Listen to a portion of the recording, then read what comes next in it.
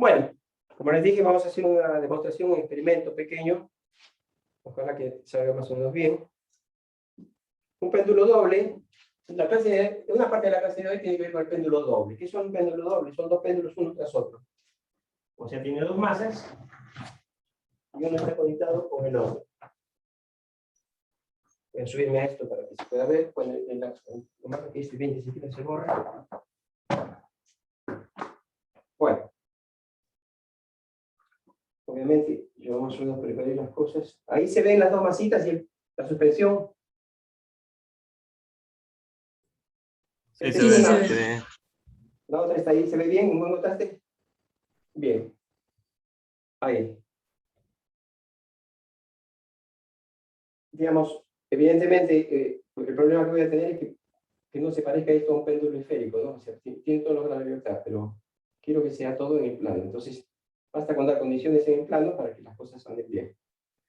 Bueno, obviamente que la suspensión esta está móvil, por dos motivos. Primero, que no tengo dónde sostenerlo, pero la otra es que va a ser importante para darles los movimientos que quiero darles a esto. Bien. Lo que voy a hacer ahora es una condición más o menos estándar, que sería están quietos todos los dos, y al del medio le voy a dar una condición inicial. Quiero que se vean el movimiento que hay, ¿sí?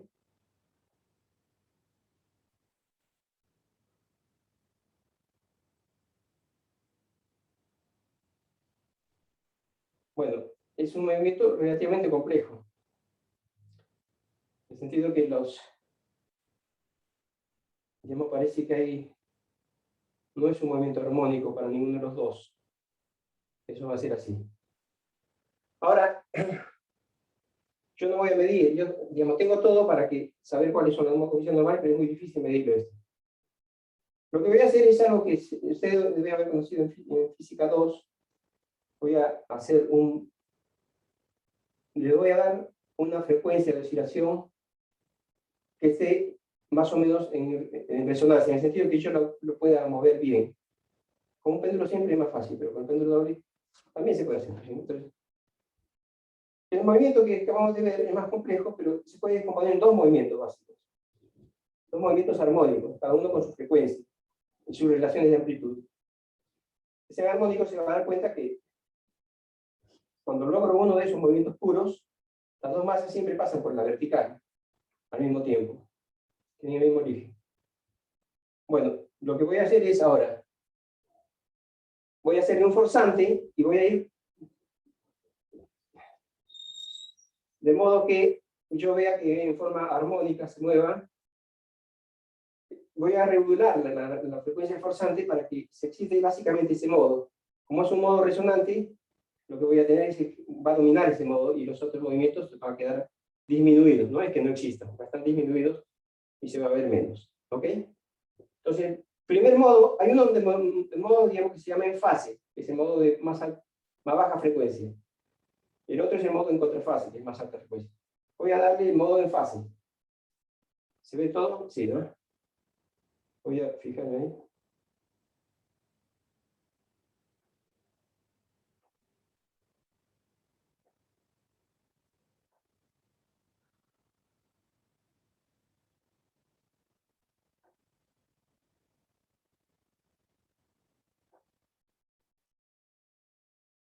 Bueno, ahí qué tal lo ven. Se ve si pasan por la vertical simultáneamente. Sí, sí. Okay. Sí, perfecto. Ok. Salió bien. Salió más o menos bien. Ok. Ahora voy a darle el modo en contrafase. Tengo que dar con un modo un poquito más, con más frecuencia.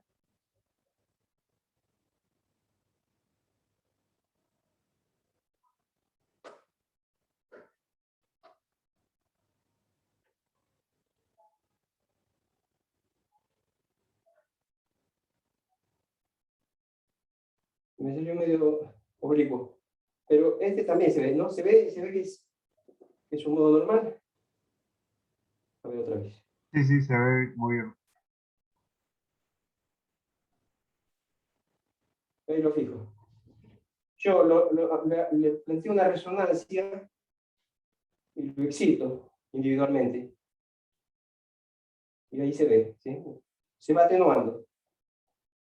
Pero realmente, acuérdense que también esto tiene que ser de pequeñas oscilaciones. Bueno, esa es la anotación que quería hacer. No sé si quieren que repita alguna parte en particular, alguna observación, algo. Todos han visto en modos normales, ¿no? Lo vamos a revisar otra vez en mecánica. Lo vamos a revisar pronto. Pero bueno, es interesante verlo en esta instancia porque realmente, no sé si han visto todos el péndulo doble, porque hacerlo en mecánica, digamos, con Newton, es un tema un poquito relativamente complicado. ¿Hay alguna observación, alguna sugerencia?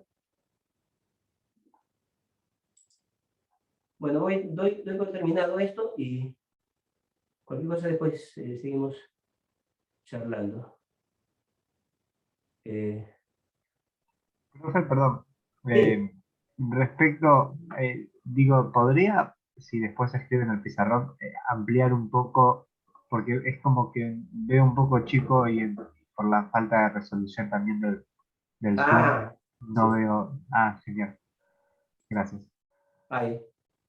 Esa va a ser, espero que la clase se haga de esta manera, ¿sí? Ok.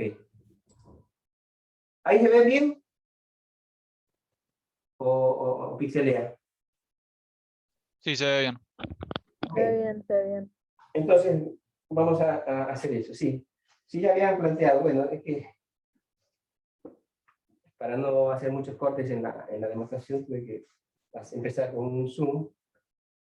Digamos, ahora estoy haciendo con un zoom en realidad, estoy haciendo un zoom in. Bueno, voy a hacer entonces, vamos a hacer el péndulo doble. ¿Sí? Esto lo borro. Anda que haya salido. Si no salió, pues no importa. Péndulo doble. Entonces, voy a hacer, el álgebra de esto está en el. Este es el problema, si no me acuerdo, es el problema 10, si no me acuerdo mal. El péndulo doble es, el techo lo dibujo así, traza una vertical, que es importante porque es el equilibrio.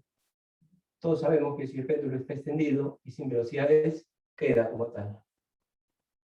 Vamos a hacer una masita y vamos a hacer la otra masita. Vamos a llamar M1 acá, M2 acá. A esta le vamos a llamar L1. Este es longitud 2, más o menos general, porque no hay problema. Cuando calculemos los modos normales vamos a hacer alguna simplificación, pero en este instante vamos a hacer bastante general. Acá es importante trazar otra vertical. Bueno, trazar las verticales a propósito porque uno quiere hacer, de alguna manera, elegir digamos, primero estamos considerando que es el plano, que no era el mismo ejercicio, la demostración era más o menos genérica, yo traté de dar condiciones planas, no era exactamente plano. Este es en el plano. ¿Cuántos grados de libertad tiene el problema este? 2. El Exactamente, ángulo que forma con la vertical la masa 1 y el que forma la masa 2. exactamente. Esa sería buena elección de coordenadas normales. Los dos ángulos, ¿no es cierto?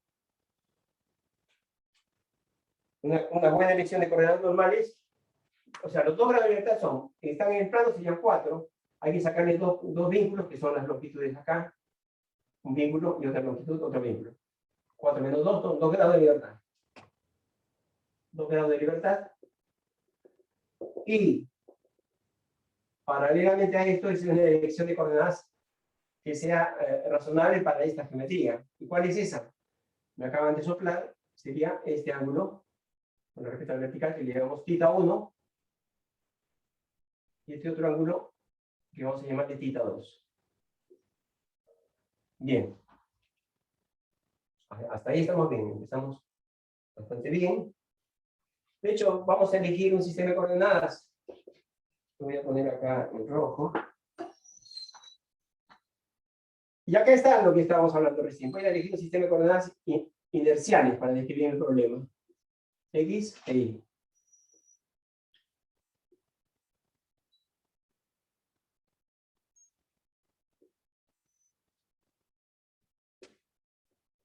y lo voy a usar como tal, aunque mis coordenadas sean θ1. θ1, bueno, es una coordenada polar respecto a un sistema inercial. Pero θ2 es una coordenada polar también respecto a una vertical, así que bueno. Pero voy a usar como eje X e Y voy a escribir las coordenadas de esas masas 1 y masa 2, encontrar las velocidades y calcular la energía cinética. O sea, lo que vamos a buscar es L igual a T menos B. En términos de θ1 y θ2 y sus derivadas. ¿Sí? ¿Qué potenciales actúan acá? Las únicas fuerzas que actúan sobre esto, acá falta algo, me olvidé, que es la gravedad. ¿Gravitatorio? Claro, el gravitatorio. Tenemos la gravedad, que es lo que pasaba en nuestro experimento, la gravedad hacía que eso se produzca. Lo mismo que en un péndulo común simple se producía por la existencia de la gravedad. Bien. Entonces ahora, es lo de siempre, que vamos a escribir la energía cinética. Coordenadas, le podemos usar la que uno quiera, pero vamos a referir todo a un sistema inercial. Ahí me refiero, a X6.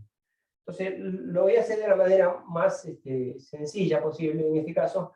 En el apunte está un poco más, otra forma un poco más elaborada, más como para simplificar, pero lo voy a hacer acá en la forma más sencilla posible para poder, para que ustedes lo sigan de una manera correcta.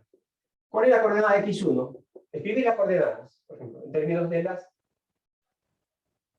los grados de libertad, que hemos dicho que son θ1 y θ2. De las coordenadas generalizadas.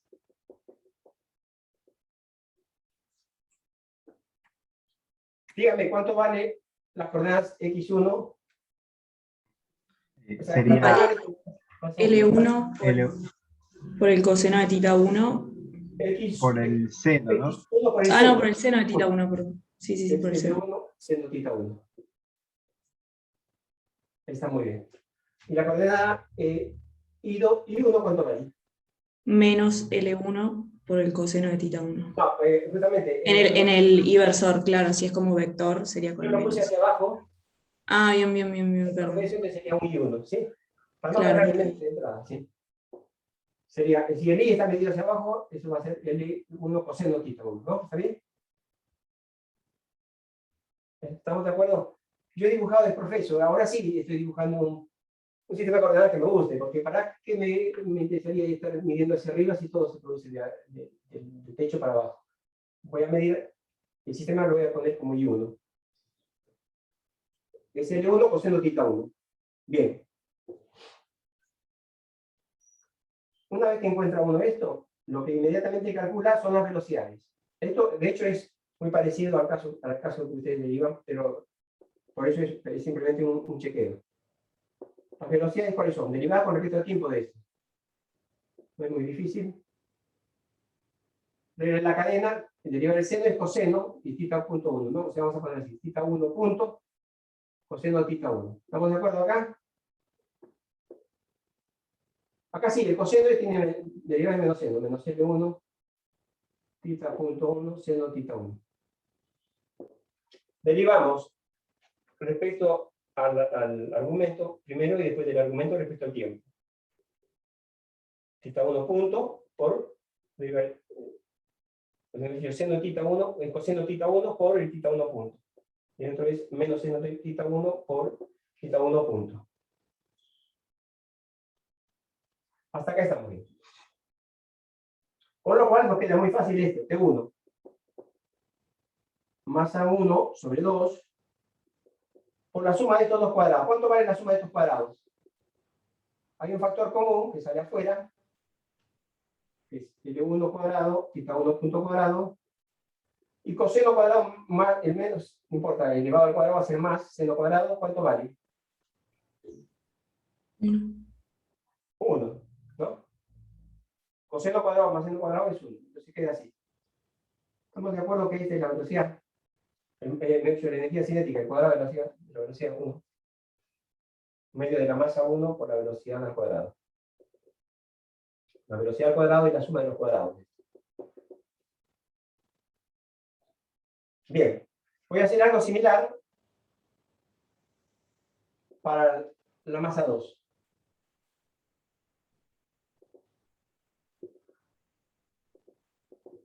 La masa 2 está acá. ¿Y cómo ubico la posición de la masa 2? Del X de la masa 2. El X de la masa 2 es el X de la masa 1 más esta distancia. ¿Estamos de acuerdo? Es el X de la masa 1 más la distancia que hay de acá a acá. Entonces díganme cuánto vale la posición X2 de la masa 2. ¿No sería x1 más L2 por seno de tita 2? Exactamente, X1. ¿Cuánto es X1? Es L1 seno tita. De hecho, podríamos ponerle X1, porque después tengo que derivar.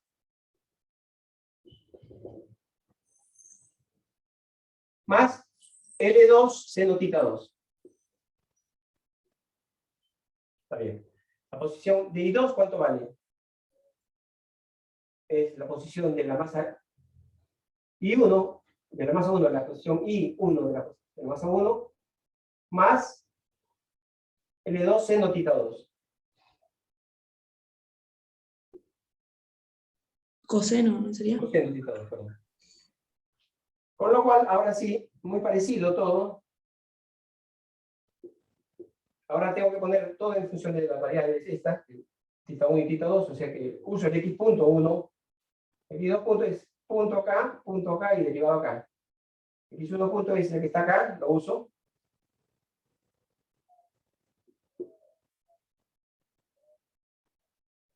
Más algo muy parecido, evidentemente, acá derivar esto es muy parecido.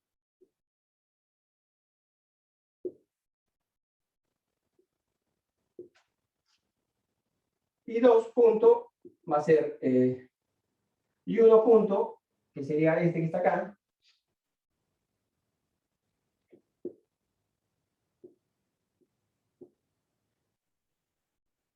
Más la derivada de la otra parte. Hasta ahí estamos bien, es simplemente así. Y ahora voy a tomarme la molestia de hacerlo primero y ver cuánto vale de acá, de estos dos. Voy a hacer una línea acá, porque es importante acá. Voy a tratar de escribir cuánto vale el B2 cuadrado. O sea, la suma de los cuadrados, porque son coordenadas ortogonales. Es componente X y componente Y de la velocidad. Sumamos los cuadrados. Fíjense, ¿cuántos términos va a tener esto? Va a tener 4 términos. Cuadrado, cuadrado, cuadrado, cuadrado y dobles productos. ¿Sí? Dígame, ¿cuánto vale la suma del cuadrado de este con el cuadrado de este? Es lo que vimos nosotros recién. Es el B1 cuadrado, ¿no? L1 cuadrado, tita 1 punto cuadrado. Y también, los cuadrados estos también es lo mismo, pero con la variable, para la variable tita 2, y tita 2 puntos. ¿Estamos de acuerdo? Estoy haciendo muy rápido, y yo creo que sí. Esto está bastante claro. Lo único que es novedoso es el doble producto acá, doble producto acá. ¿Sí? Ese doble producto, ¿cómo lo escribimos acá? Lo voy a escribir acá. Más. El doble producto tiene un factor común, que son esas derivadas. Todo este frente es común. Entonces va a ser doble producto. L1, L2, tita 1 punto, tita 2 punto. Ese es común, el doble producto. Y simplemente lo que no es común es coseno tita 1, coseno tita 2. Más seno tita 1, seno tita 2. Porque este menos o menos da más. ¿Qué es coseno tita 1, coseno tita 2, más seno tita 1, seno tita 2? Es el coseno de la resta, ¿no? Exactamente. Yo creo que lo pongo. Lo voy a poner así. Voy a recordar coseno tita 2 menos tita 1 es coseno, coseno, pero sumado.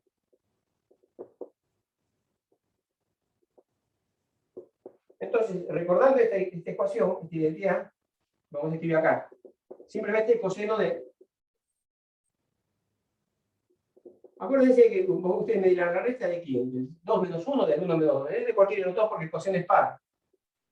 Pero yo, para tratar de seguir acá, voy a poner tita 2 menos tita 1. De hecho, no estoy seguro que sea así que lo puse en el...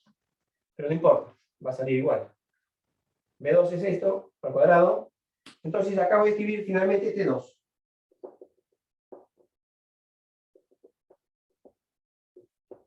Esta es la única complicación de esto. Por, entonces, ahora sí. L1, perdón.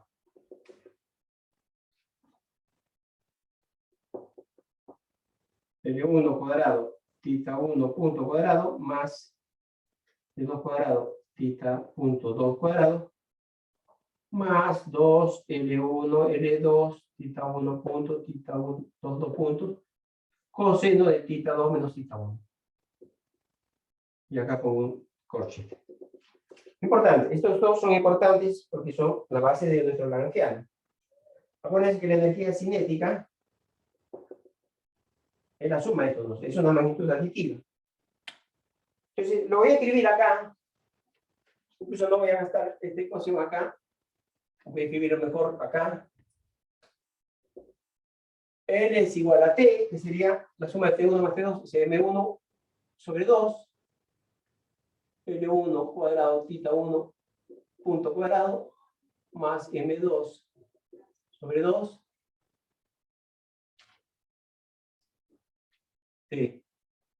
L1 cuadrado, tita 1 punto cuadrado, más L2 cuadrado, tita 2 punto cuadrado, más 2L1, L2, tita 1 punto 1, tita 2 punto, coseno tita 2 menos tita 1. Menos el potencial. ¿Cuánto vale el potencial? Perdón, cuando sacamos los productos cruzados, el de los dos senos, de tita 1 y tita 2, ¿ese no iría también? ¿Perdón?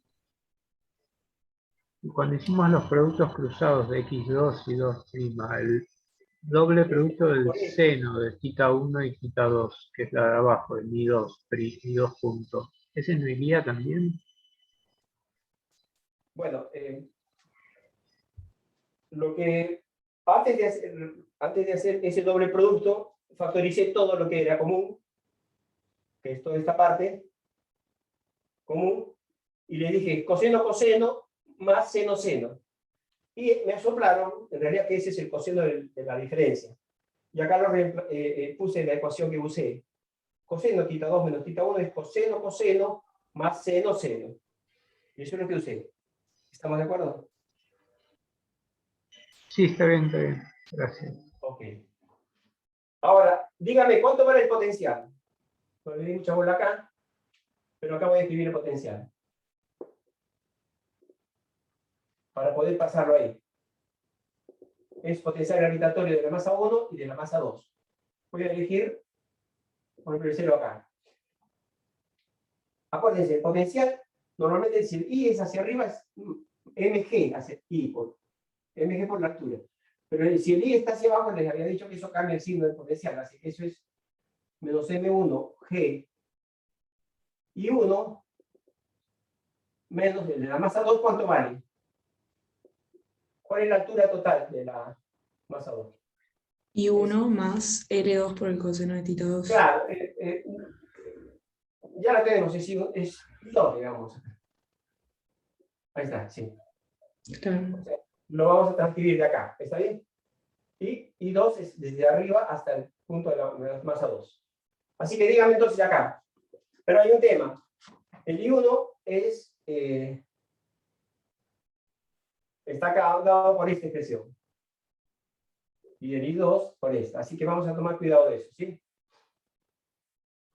Acuérdense que viene menos el potencial. Menos el potencial, que se llama signo más y más, ¿sí?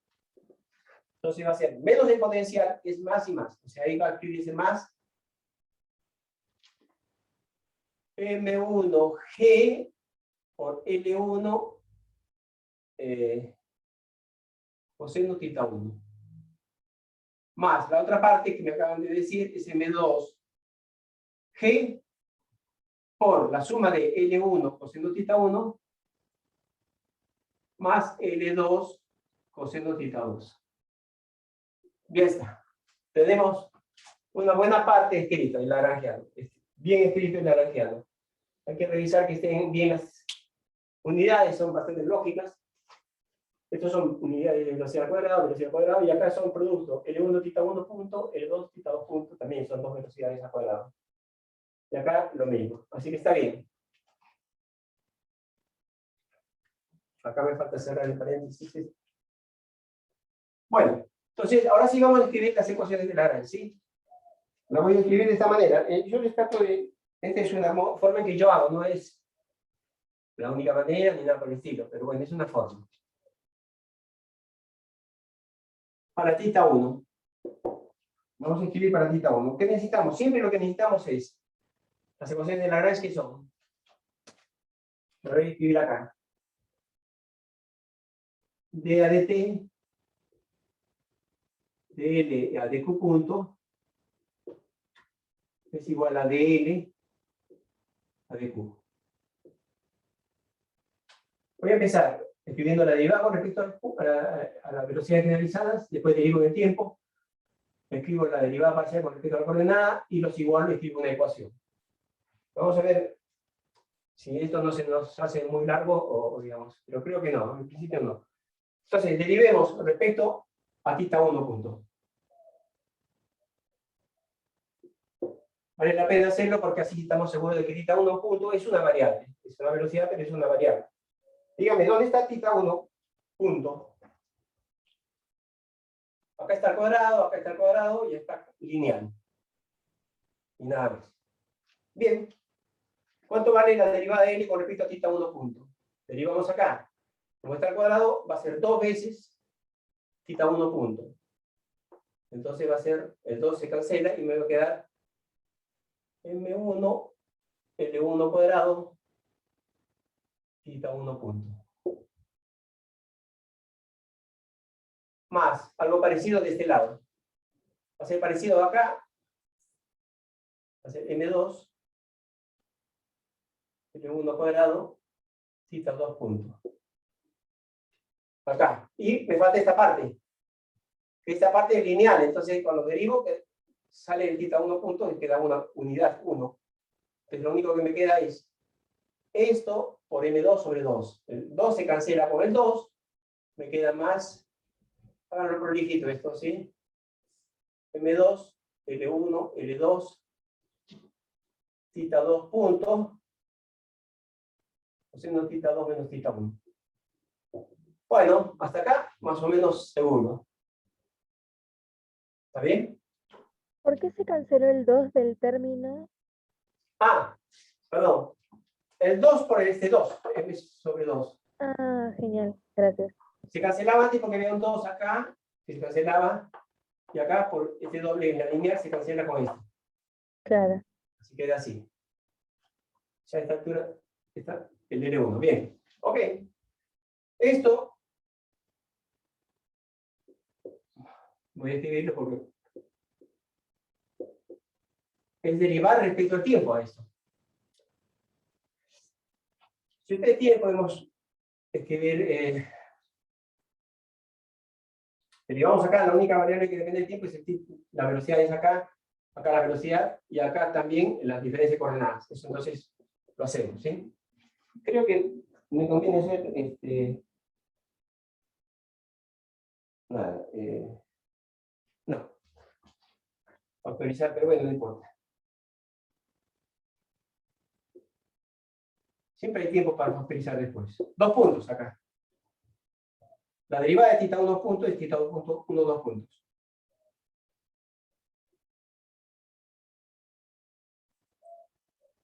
Hasta ahí estamos bien. Fíjense.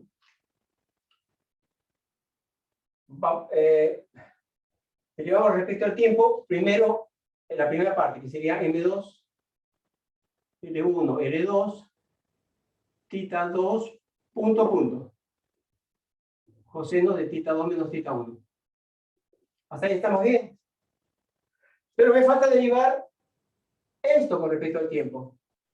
Entonces va a ser M2, L1, L2, θ 2, punto.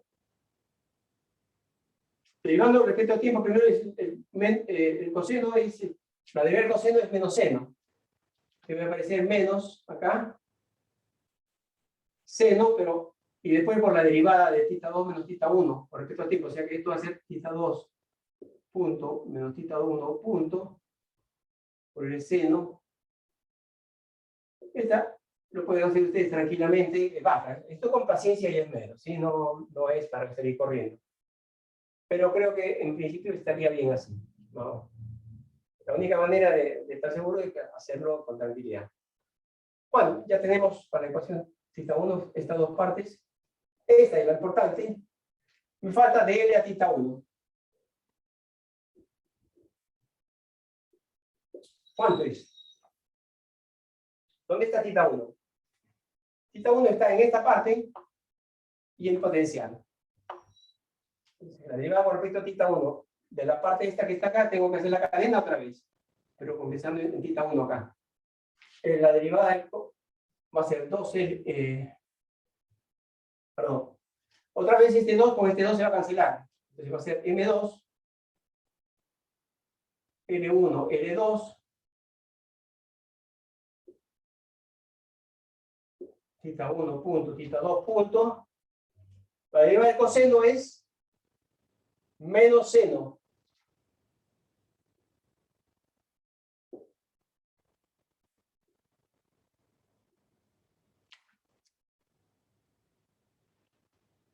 Pero después la derivada de este argumento con respecto a θ1 me da otro menos.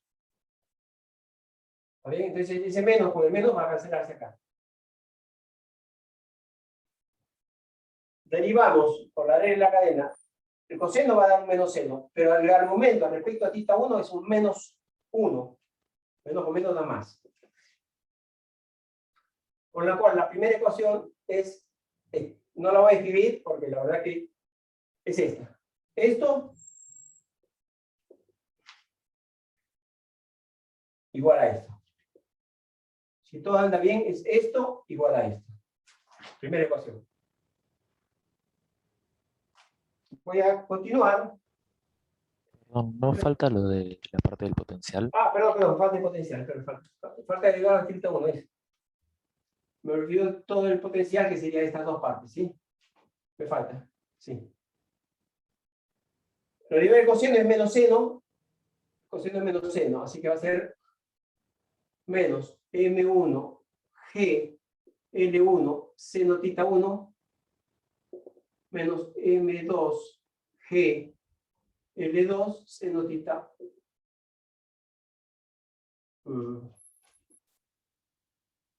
Seno θ1.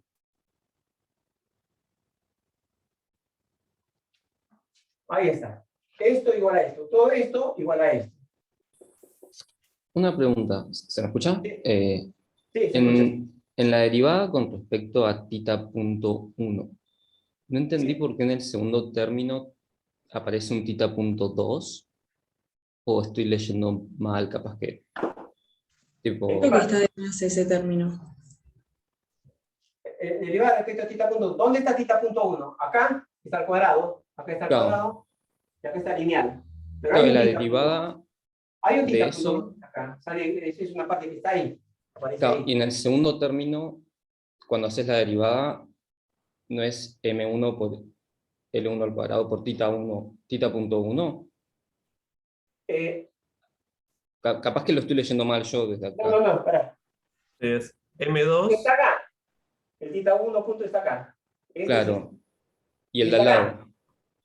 Es M2 L1 cuadrado θ.1 1. sería. Este tendría que ser 1, sí. Ah, ok. Este tendría que ser 1, sí. θ.1. Y ahí tendría que decir M2. M2, es M2, sí, bueno.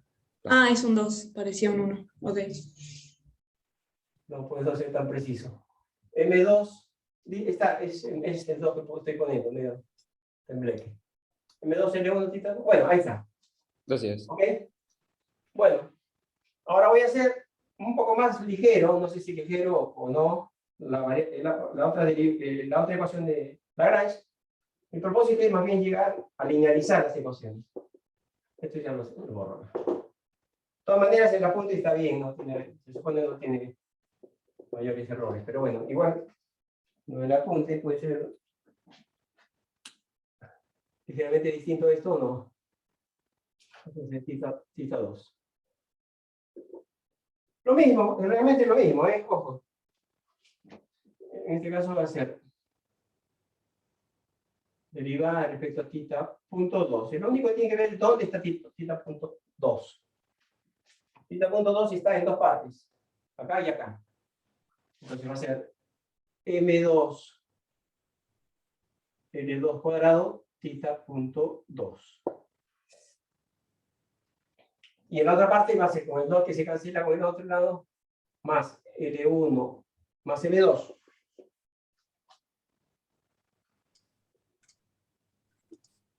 L1, L2, tita punto 1. O sea, se cancela el tita punto 2, pero el tita punto 1 sigue existiendo.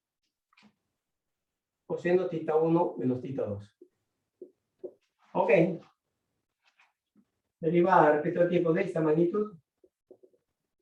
¿No es coseno de tita 2 menos tita 1?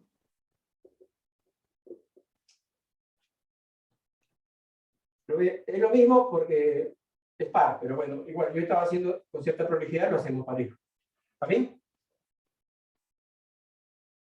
Para hacerlo prolijamente, lo pondría tita 2 menos tita 1. Derivamos respecto al tiempo esto.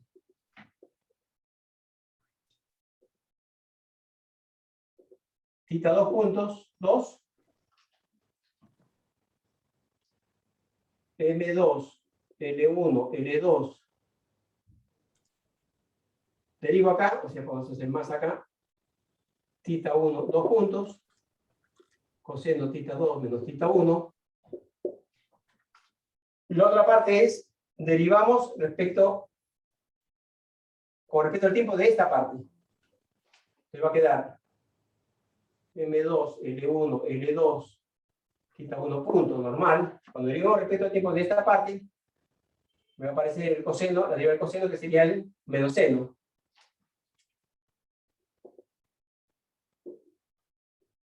Acá sí es importante, tita 2 menos tita 1. Además, por la derivada con respecto al tiempo de este argumento. ¿Cuál sería? La derivada respecto al tiempo de ese argumento. Tita punto 2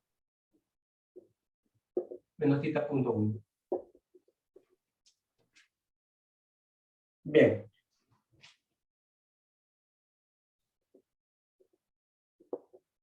Ok, finalmente escribimos la derivada de L con respecto a tita 2. Tita 2, ¿dónde lo tenemos? Lo tenemos acá y en el potencial, ¿no? Bien, entonces, el de arriba, ¿cuánto vale? El 2, se toca el 2. M2, L1, L2. Esto cansa, ¿eh? Vas a escribirlo. Derivada con respecto a tita 2 del coseno de tita 2 menos tita 1. ¿Cuánto es? Menos el seno de Seno tita 2 tita menos tita 1. 1. Haciendo menos. Por la derivada de tita 2 menos tita 1 con respecto a tita 2, que es 1, ¿no? Así que está bien esa parte. Y después la parte del potencial. Sería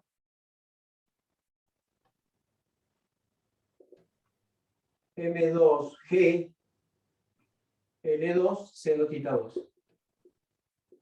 Con signo cambiado.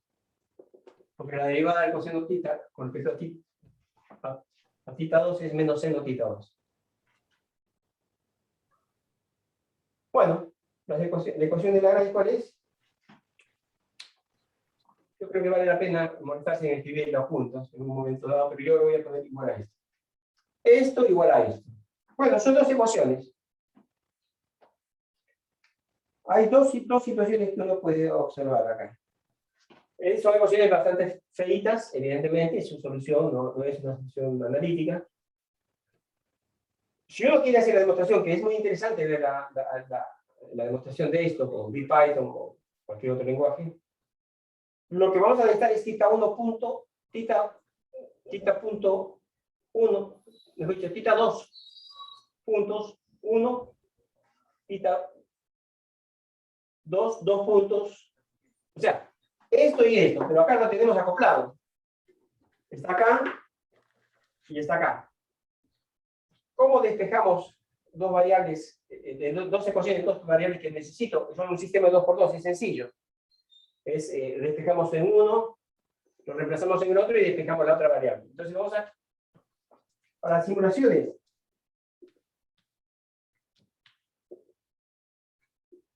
despejar.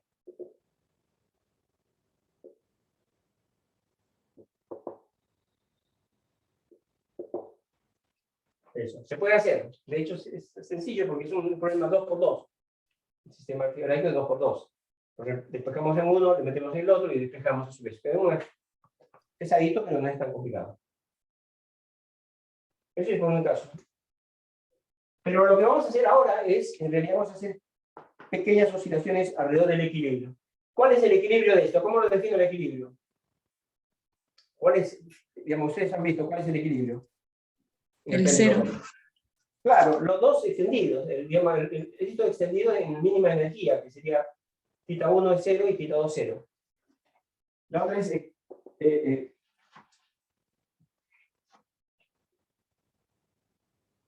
linealizamos.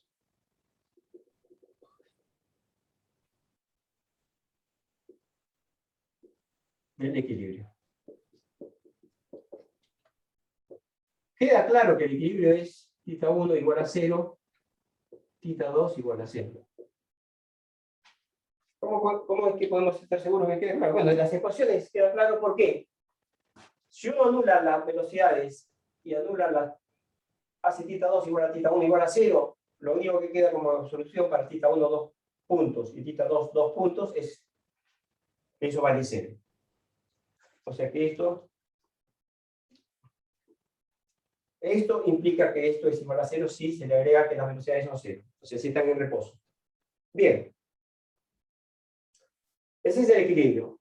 Linealizar la ecuación, ¿qué significa? Vamos a considerar que es... Vamos a tener pequeños apartamientos a partir del equilibrio. O sea, θ 1 similar a 0, θ 2 similar a 0, obviamente que θ 2 menos θ 1 similar a 0 también, pequeño, y algo que también no está indicado acá, pero que sale de la conservación de la energía, es que θ 1 punto, θ 2 puntos es similar a 0. Las velocidades de θ 1 y de θ 2, si θ 1 es pequeño y θ 2 es pequeño, sus velocidades son pequeñas bajo estas condiciones que queremos estudiar. Eso es porque la energía es muy por encima, digamos, apenas encima del equilibrio, como energía. Entonces las velocidades se mantienen pequeñas.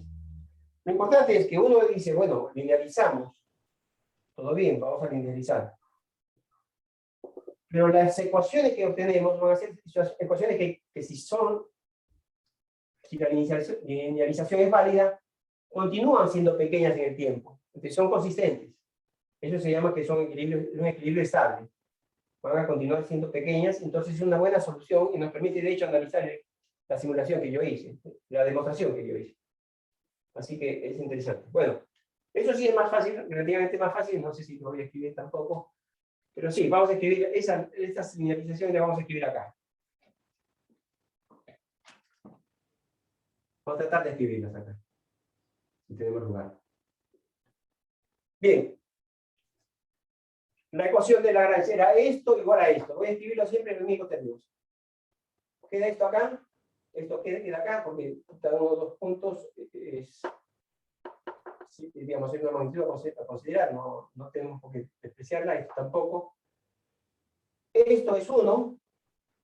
Coseno de θ2 menos θ1. θ2 menos θ1 es 0. Entonces esto vamos a considerar que es 1. Entonces esto queda ahí también igual. Esto, cuidado con esto, porque este seno de θ2 menos θ1, que es chico. Las velocidades son chicas, chica al cuadrado. Y acá otra velocidad chica, este es del orden cúbico en realidad. Este es 0. Esto se tira. Perdón, En el segundo término de la derivada temporal, ¿lo cambiaste al final el 1 por el 2? ¿O ¿En yo qué estoy segundo viendo término? mal? En la ¿Acá? derivada temporal del tita ¿Acá? 1. Sí, no sé si yo estoy viendo mal, capaz. En el segundo término dice tita 2.2 o tita 2.1. Tendría que decir 1. Tampoco le voy a cambiar así. M2 sería 1, tita 1. Entonces, tita 1. Derivamos acá arriba, así que es esto. Claro, es con 1. Sí, Ok. está bien. Eso lo vamos a tener en cuenta ahora. Estoy linealizando acá. Y linealizar acá, esto es pequeño, pequeño orden cúbico. Esto también es así, ¿sí? Musiquita. Por favor, el de la musiquita.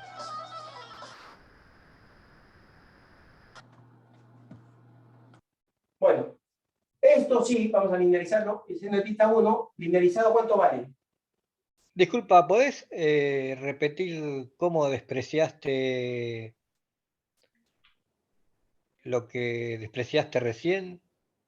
Bueno, para. Primero voy a decir que tita 1 es pequeño, diferencia pequeña, y estos son pequeños. Y bueno, voy a hacer linealizar, o sea, a primer orden en magnitud pequeña. ¿Está bien? El coseno de una magnitud pequeña es 1. No lo he despreciado, tomo que es 1, porque la siguiente término es, la corrección es de orden cuadrático, o sea que no es lineal. El seno es lineal, es tita 2 menos tita 1, pero acá hay unas velocidades y otra velocidad. Las velocidades son chicas, hemos dicho. Este orden cúbico. Lo mismo acá, orden cúbico, que se tira, el seno de tita 1, me estaba olvidando de poner tita 1. Esto lo podéis ver en el apunte, cualquier cosa. Este es tita 1 también. ¿Sí? Estamos tratando de tener cierto ritmo a partir de ahora, porque estamos simplemente linealizando acá. A ver, veamos si tenemos mejor suerte con esta igualdad. A ver, ¿cómo la linealizamos? A ver, ¿esto cuánto vale? Lo mismo. 1 no. Lo vamos a tomar como 1 para a la orden 1 en las magnitudes pequeñas. ¿Esto cuánto vale? Esta es la diferencia, tita 2 menos tita 1. Velocidad, este es de orden cúbico, esto se cancela. 0. A los efectos de nosotros, no es orden cúbico. Se cancela. Acá también esto se cancela, ¿no? Sí, esto se cancela, ¿no? Lineal, y acá hay lineal y lineal. Tres lineales son una cúbica. Cancelamos acá. Y este seno tita 2 es tita 2 simplemente. Eso es lo que estoy haciendo. ¿Está bien? Ok. Entonces ahora voy a tratar de escribir lo que me queda de ecuación. Ahora sí, voy a tratar de escribir lo que me queda de ecuación. Voy a ver cómo lo escribí. Sí. Ok, sí. Ok. Bien. Voy a lo que está con tita acá. Estos dos los factorizo en tita 1, 2, porque lo que quiero es que escribir la ecuación diferencial para tita 1 y tita 2. Diferencial de segundo orden, evidentemente. Sería M1, L1 cuadrado más M2, L2 cuadrado por tita 1, 2 puntos. Eso queda de estos dos. Más esta parte.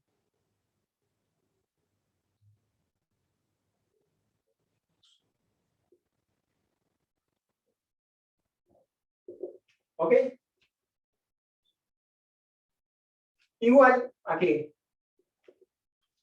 A lo que está acá, que sería tita 1 y tita 1 acá, ¿no? O sea,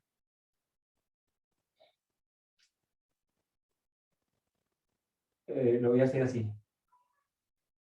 M1 G L1, voy a poner un signo menos, claro, pues va a ser importante ese signo. Menos M1 G L1 menos M2 G L2, ¿qué más? Por tita 1.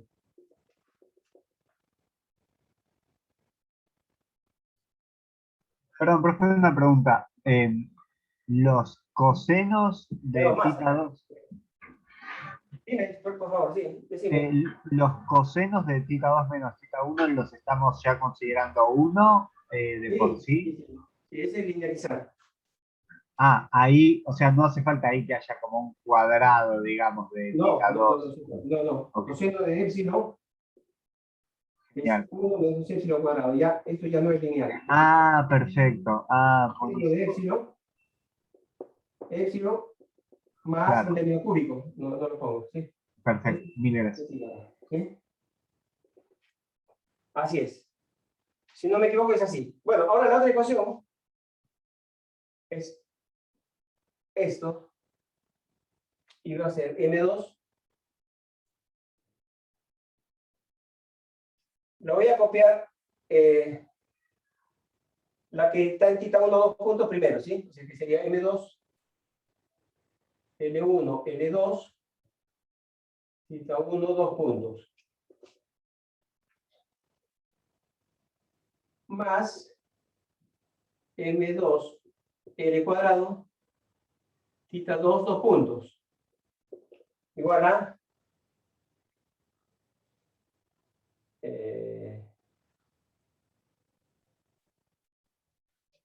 menos M2G L2 tita 2. Las linealizadas son un poquito más razonables. No sé si estará bien esto. Voy a revisarlo. Sí.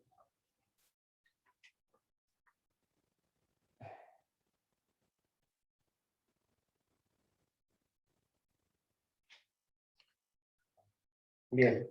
Perdón, ahí es tita 2 puntos. Este es L2 cuadrado. Este es tita 2, 2 puntos. 2 puntos, 2 puntos, 2 puntos. Y acá es tita 1 y tita 2. Bueno.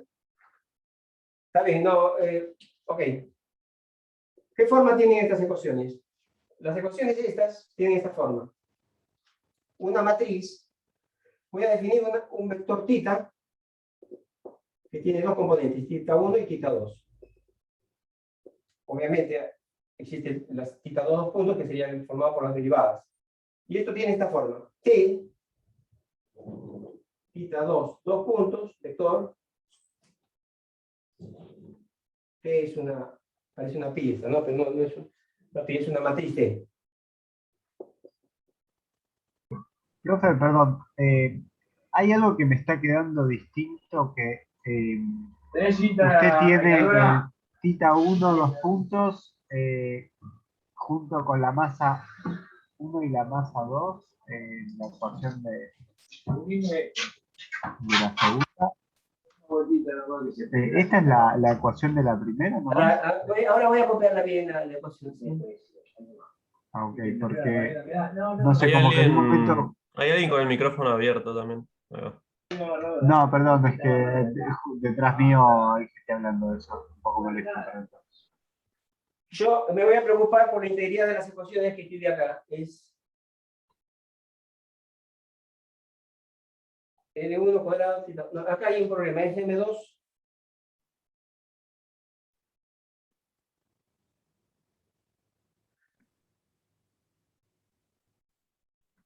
M2, L1, L2, tita 2, 2 puntos. Esto está bien. M1, M2, GL1, tita 1. M1. Me parece que ahí va multiplicado por L1 en el último término. Por L1 y todo, nada más. Sí, Acá ahí. es L1. Acá por L2 y acá es L1 cuadrado también, ¿no? Parece. Bueno. Igual no voy a hacer más cuentas, simplemente estoy escribiendo, pero quiero escribirlo bien, está en el apunte mío.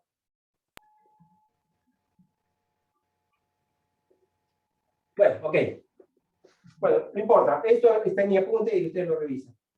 Esto es igual a, es una lineal. Una matriz de 2 por 2 aplicado a esto, igual a menos una matriz de potenciales por θ. Así es. Donde ahora me pueden decir, si quieren, cuánto vale la matriz C.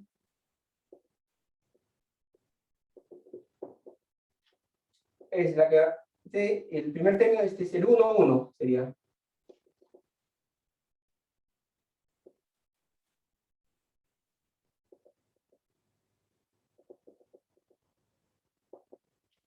¿Sí?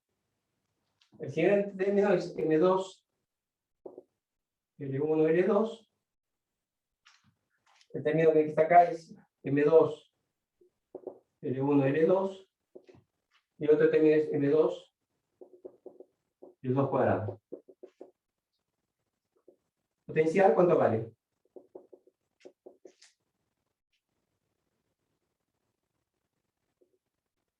El menos ya está introducido en esta definición, ¿sí? El menos ya está introducido en la definición, va a ser simplemente M1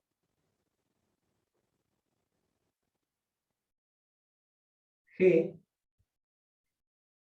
M1 más M2, vamos a hacerlo así. M1 más M2 G L1. El primer término. ¿Sí? Después 0, no hay acoplamiento en el potencial.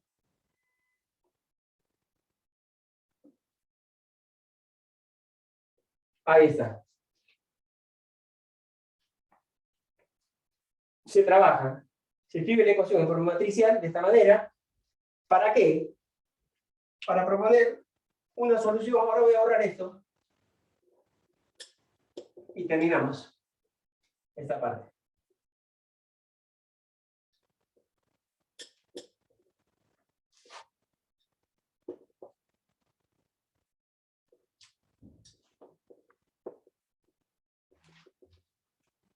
Cuando ustedes tienen este tipo de ecuación, que es una ecuación, digamos, ¿qué soluciones pueden intentar ustedes hacer? Pueden intentar soluciones que tengan una dada frecuencia, o sea, que todas sean armónicas. Entonces uno puede proponer una solución que es igual, sería una, vamos a llamar una amplitud, un vector de amplitudes A.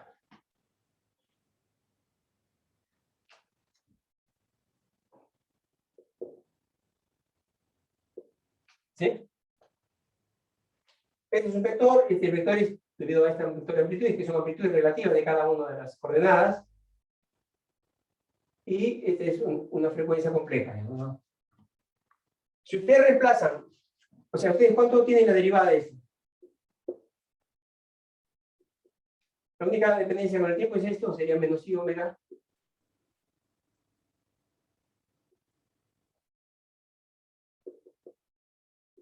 Y la segunda derivada, que es lo que tenemos acá, derivar otra vez, bajar otra vez este exponencial, sería menos omega cuadrado.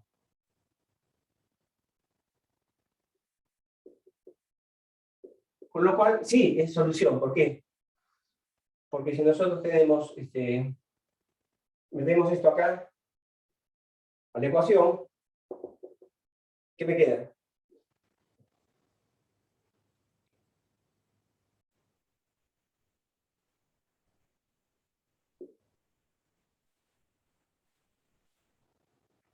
Me queda E a la menos i omega t, pero le voy a cancelar de la otra parte que sería menos B por A E a la menos i omega t. La parte de E a la menos i omega t la he cancelado porque es común a ambos lados.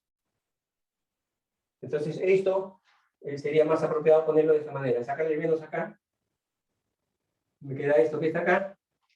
Y ustedes saben que esta ecuación es la ecuación de B menos omega cuadrado t aplicado de A es 0. Es una ecuación homogénea para soluciones no triviales. Ustedes necesitan, soluciones no triviales, necesitan que el determinante de esto sea 0. Esta es una ecuación cuadrática en este caso, que le va a dar las dos frecuencias posibles para este problema. Una de ellas es más grande y la otra más pequeña. No. La más grande va a corresponder a amplitudes que están en contrafase y la más pequeña a amplitudes que están en fase, relativamente en fase. O sea que son positivas ambas. Bueno, ya está. Para este problema particular les conviene hacer el caso de L1 igual a L2 igual a L, el caso de M1 igual a M2, que es el caso de mi experimento, igual a M. Y en particular, a mí me sale omega más menos, una es positiva y la otra es negativa. No sé si esto lo necesito acá. Las frecuencias me salen...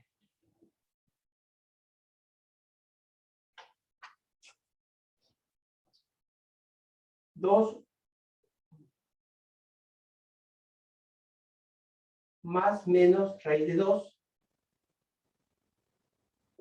por la cosa que tiene, que sería la frecuencia, que sería raíz de G sobre L. Raíz de G sobre L, de alguna manera, es una frecuencia de un péndulo, digamos, de longitud de L. Es la que da la frecuencia de un péndulo de longitud de L, pero que todo queda en función de un número, esto. Y las amplitudes son el vector de amplitudes, vamos a llamarle más menos, sin normalizar, ¿no? Sin normalizar va a ser 1 más menos raíz de 2. Eso no voy a hacer ahora el álgebra esa porque no... Es una álgebra sencilla, pero no quiero demorar tiempo en eso. Bueno, la otra manera de hacer la explicación del péndulo es poner estas relaciones de amplitudes, pero no se podía, era más complejo, digamos, para una sola persona, sin tener algo que suspenda, no se podía hacer. Bueno, ¿y cuál es la solución finalmente? Estas son soluciones, cada uno es un conjunto de soluciones para el problema. El problema más general posible sería ¿cuál? Va a ser una cierta amplitud compleja. Vamos a hacer así. La combinación lineal, ¿no? De las claro, sí. soluciones. Pero quiero ver, ¿qué le pongo como amplitud? Le pongo C1, claro. Ok, sí. Va a ser, todavía lo escribimos así. C1 por la parte real, porque, o sea, ahora sí vamos a hacer la parte real de esto que está acá. Entonces va a ser C1 por A más coseno de omega más t más una phi más, llamando. Sería una desfasaje. Más otra amplitud real, C2, a menos, acuérdense que la más y menos está definido acá.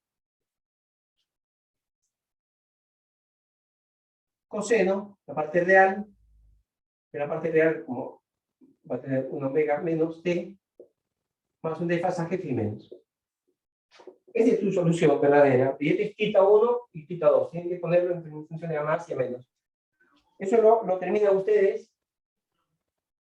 Por ejemplo, en particular creo que había un caso en que uno de ellos una de las velocidades era 0. Bueno, a partir de acá pueden sacar todo lo que necesitan. Hay cuantas constantes arbitrarias. Hay dos ecuaciones de segundo orden. ¿Cuántas son constantes necesarias para resolver el problema? Son dos ecuaciones de segundo orden. O sea, cada uno necesita dos. O sea que una y otra. 4. ¿Sí?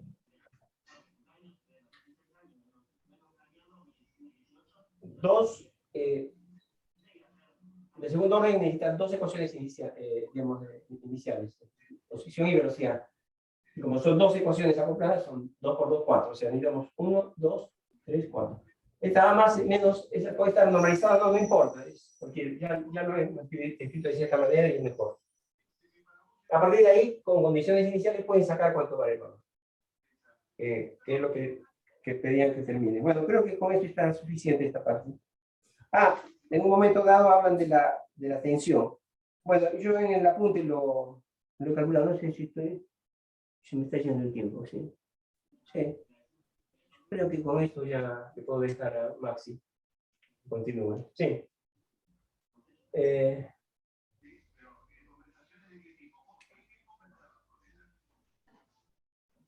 Sí, sí. Bien, vamos a seguir. La idea es hacer el ejercicio 19. Hoy termina la guía 1. La clase que viene vamos a empezar con la guía 2. Así que son muchos ejercicios de la guía 1. Traten de ir haciendo algunos. No se frustren. O sea, no ponerse como meta hacer toda la guía tal vez sea un poco exigente, pero traten de hacer algunos por lo menos. Que les cierre la idea. Antes de hacer esto, quisiera hacer un breve comentario de algo que suele pasar sobre un error común que suele haber en los parciales, así que voy a hacer un breve comentario ahí misceláneo. Alguien pregunta qué ejercicios priorizar. Los que hicimos en clase están buenos, bueno, el 7 está bueno y es opcional. Un ejercicio interesante que pueden hacer es el del péndulo esférico, creo que es un buen ejercicio. No me acuerdo dónde está. Acá, el 12, es un péndulo esférico, yo tengo una simulación, después si quieren se la subo al foro. El 17 también está bueno, que practiquen, es simple, es un poco más simple el 17. O sea, el péndulo esférico pueden hacer el potencial efectivo, bastante completo. Y después en un punto se vuelven un poco repetitivos los ejercicios. Como que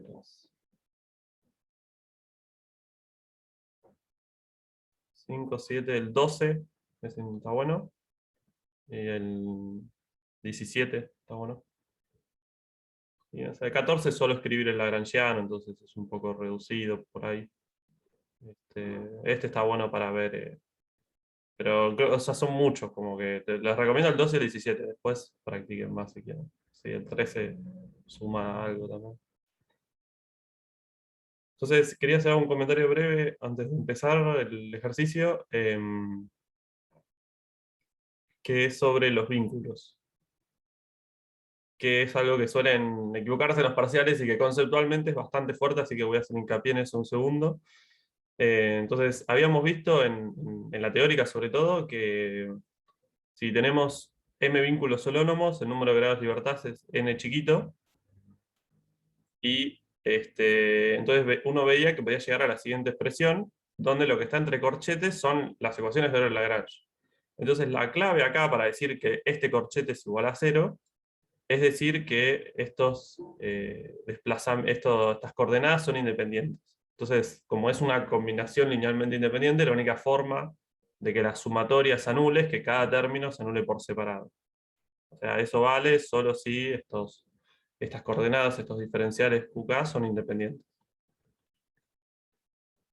Entonces, en ese sentido, es importante que sean independientes. O sea, para que sean independientes, uno tiene que haber impuesto los vínculos. Entonces, si no imponen los vínculos en el lagrangiano, van a tener un problema, porque entonces el razonamiento no está bien hecho. O sea, no pueden poner estos corchetes igual a 0 si no impusieron los vínculos.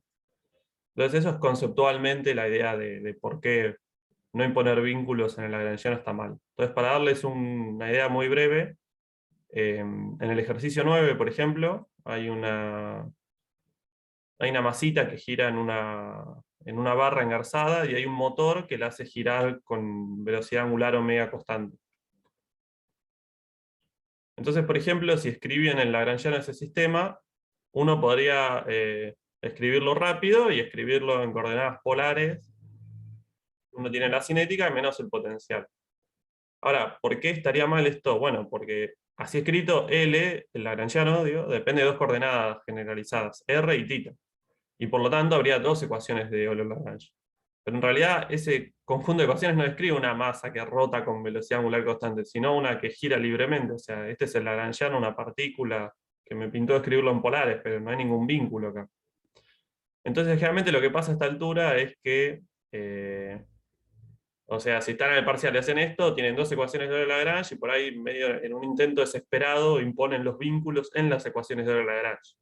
Y eso está mal, porque ya el razonamiento más arriba estaba mal, y pueden chequear si hacen eso, que van a llegar a una inconsistencia. O sea, es un conjunto de ecuaciones que no va a tener solución. Entonces el problema era en que ahí están poniendo que dos de estos corchetes son igual a 0, pero si tienen dos coordenadas es porque no pusieron el vínculo. Entonces estaba mal. O sea, no es el lagrangiano del sistema que rota con omega constante, es otro lagrangiano. Entonces el lagrangiano de algo que rota con omega constante sin poner el vínculo θ punto igual a omega, es decir, θ igual a omega t en el lagrangiano. Entonces el lagrangiano es este, donde dice θ punto pongo w, omega, y donde dice θ pongo omega t. Entonces si se fijan, los grados de libertad en el lagrangiano es 1. O sea, depende solo de la coordenada r. Además depende explícitamente del tiempo, pero en cuanto a coordenadas generalizadas hay una sola. Así que va a haber una sola ecuación de Euler-Lagrange, no dos. Algo que a mí me sirve, tómenlo como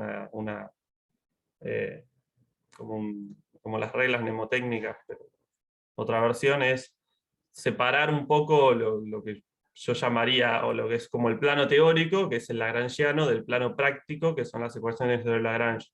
O sea, cuando estoy en el lagrangiano, no impongo vínculos en el lagrangiano, y al lagrangiano no lo toco. O sea, el lagrangiano sistema es ese y ya está. No lo puedo andar modificando, reemplazar algo en el lagrangiano. En cambio, las ecuaciones de Lagrange sí. Yo tengo 10 ecuaciones diferenciales que me salieron, las sumo, las resto, las multiplico, las reemplazo, las combino, hago lo que quiero. Pero no vuelvo para arriba. Una vez que pasé del cielo al infierno, no vuelvo a subir. Me quedo acá abajo. ¿Alguna pregunta sobre eso que haya quedado? Sí, en el problema 9, en el punto C que dice que la barra puede girar libremente, ahí sí ya tenés 2 grados de libertad y usarías θ. Sí, ahí sí estaría en este caso. Ahí no tengo vínculos. Bien. Y bueno, y acá, esto lo voy a usar ahora, recordamos brevemente que dijimos, si una coordenada es cíclica, o sea, si la lagrangiana no dependía de alguna coordenada, entonces, por las ecuaciones de Lagrange, la derivada en el tiempo de algo es 0, entonces ese algo se conserva, es constante en el tiempo. A esa cantidad la llamamos el momento conjugado de la coordenada que sea cíclica, que es esta letra griega que no me acuerdo cómo, upsilon, no me acuerdo, chi, no me acuerdo.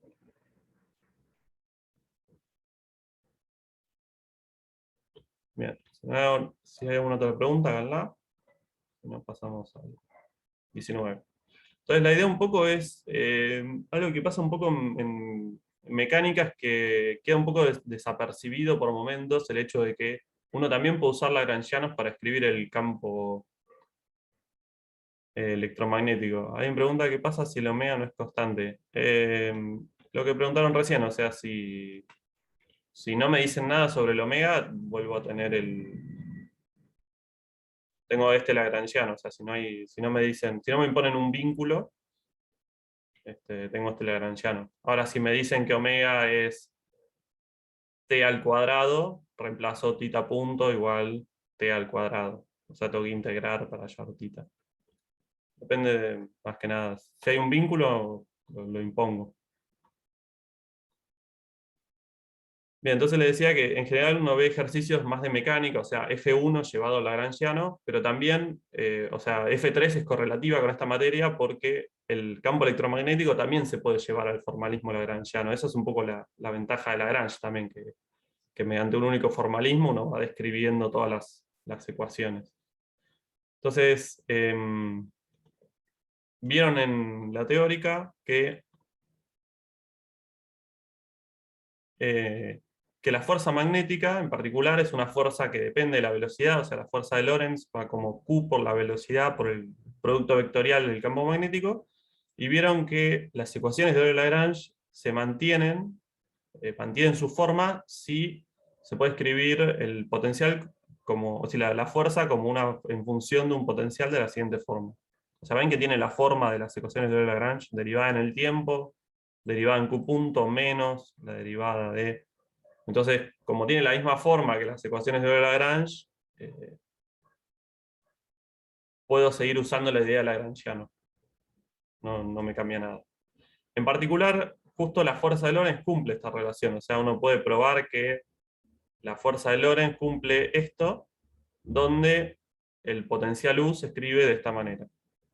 ¿Sí? Recuerden las ecuaciones de electromagnetismo. El campo eléctrico es la derivada de phi. Esto uno lo ve muy al final de F3, así que por ahí si no dieron el final, por ahí no se lo acuerdan tanto, pero estas eran las ecuaciones dos de las ecuaciones de Maxwell.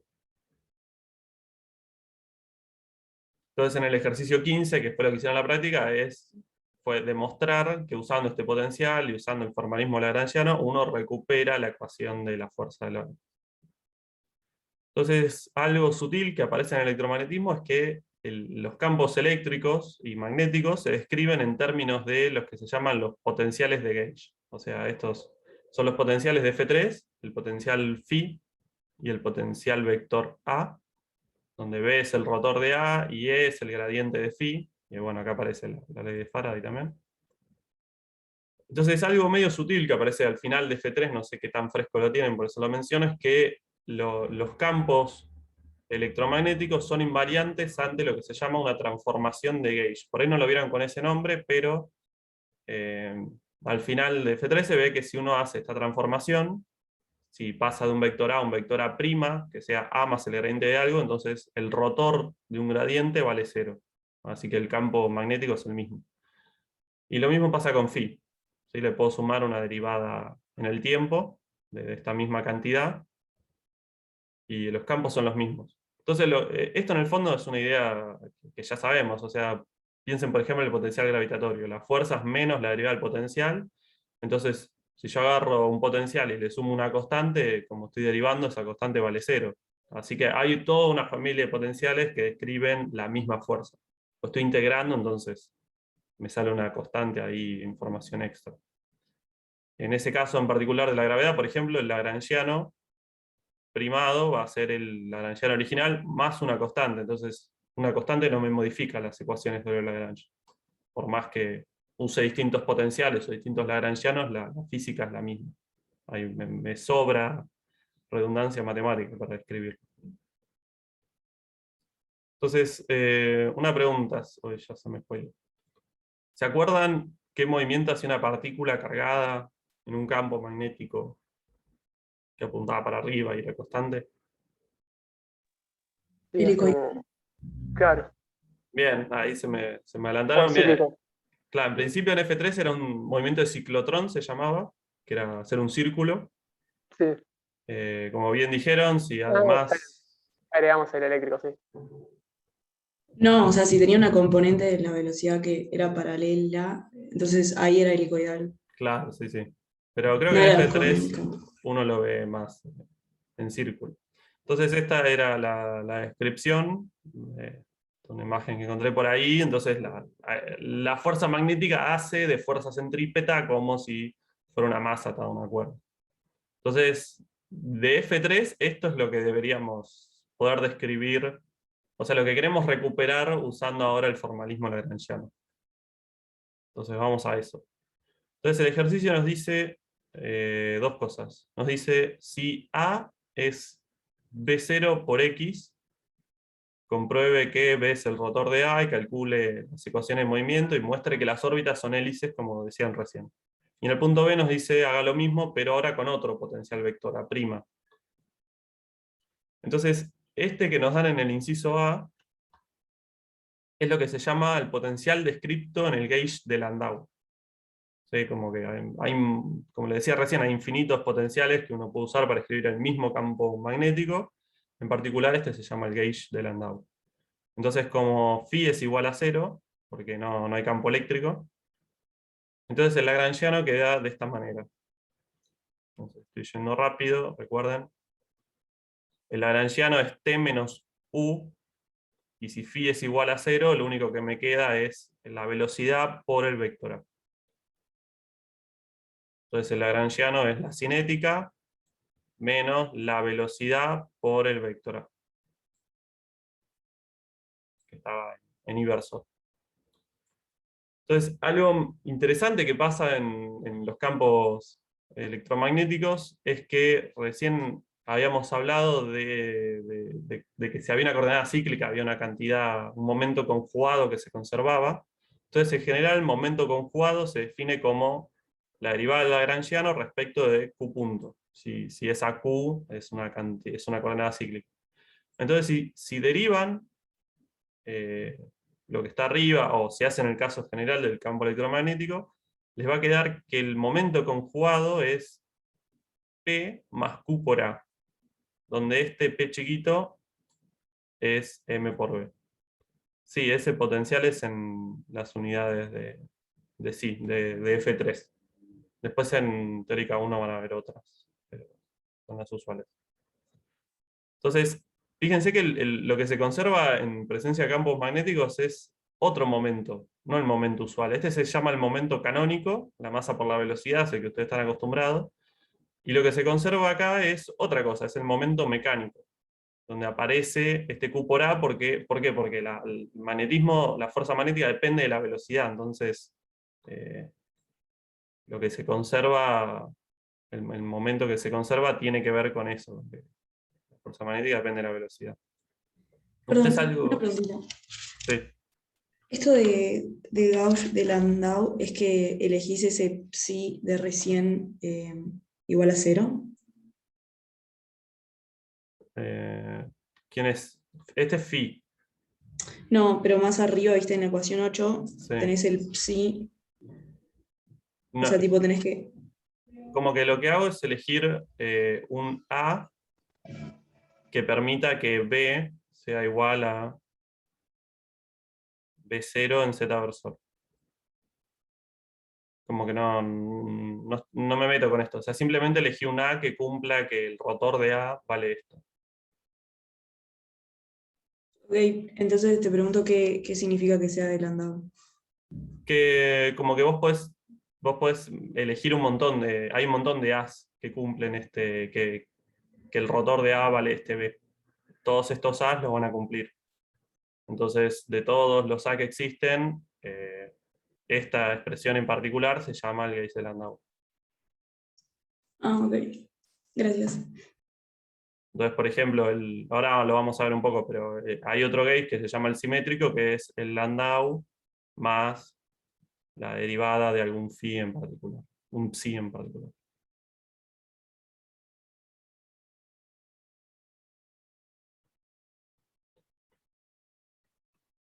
Bien, entonces le decía que lo que se conserva es el momento mecánico, en particular en el Gauss de Landau. Bueno, puede conservarse o no, depende de si Q es una coordenada cíclica. Entonces veamos quiénes son los momentos mecánicos en el Gauss de Landau. Entonces simplemente reemplazo. El único A que tengo es en inversor. Así que el PZ y el PX son los usuales, y en I se me agrega esta cantidad. Una pregunta. Sí. ¿Qué significaba que una coordenada sea cíclica? Significaba que no depende, el lagrangiano no depende de esa coordenada. Y por lo tanto ok. hay una cantidad que se conserva, que es el momento conjugado.